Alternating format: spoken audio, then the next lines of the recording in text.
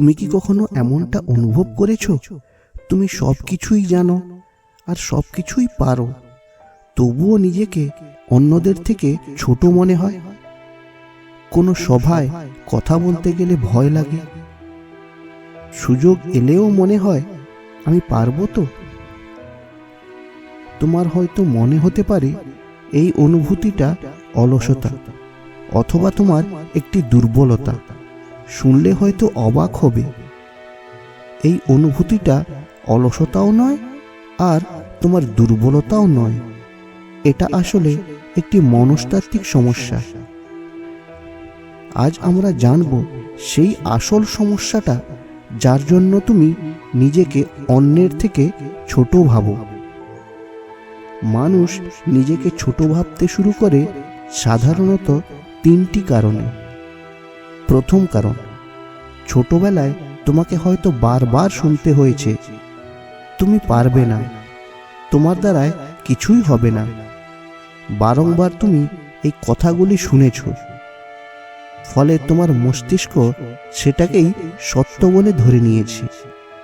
দ্বিতীয় কারণ, বর্তমানে সোশ্যাল মিডিয়া আমাদের শেখায় অন্যেরা সব কিছুতে তোমার থেকে এগিয়ে আর তুমি সব জায়গাতেই পিছিয়ে রয়েছ। তৃতীয় কারণ, মানুষ আসলে ব্যর্থতাকে ভয় পায় না, ভয় পায় যদি আমি না পারি তাহলে অন্যেরা কি ভাববে।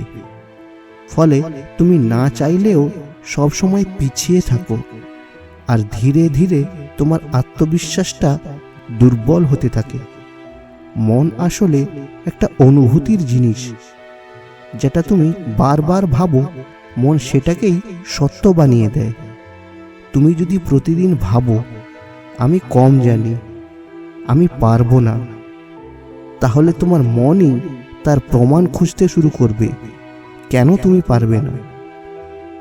মন যুক্তি খোঁজে না, মন শুধু বিশ্বাসকে অনুসরণ করে। একটা সত্য কথা বলি, যারা আজ খুব আত্মবিশ্বাসী তারা সবাই প্রথম দিন থেকেই আত্মবিশ্বাসী ছিল না। তারা শুধু একটাই কাজ করেছে, নিজের মনের বলা কথাগুলোকে প্রশ্ন করেছে, সেই কথাগুলোকে চ্যালেঞ্জ করেছে। মন বলেছে তুমি ছোট, তার মানে এই নয় যে তুমি সত্যিকারেই ছোট, তার মানে হলো তুমি নিজের গল্পটাকে ভুলভাবে শুনছো। আজ থেকে একটা কথা সর্বদা মনে রেখো, তুমি যেভাবে নিজেকে ভাবো মন সেভাবেই তোমাকে বানায়। নিজেকে ছোট ভাবা কোনো সত্য না, এটা একটা অভ্যাস মাত্র, আর অভ্যাসকে বদলানো যায়।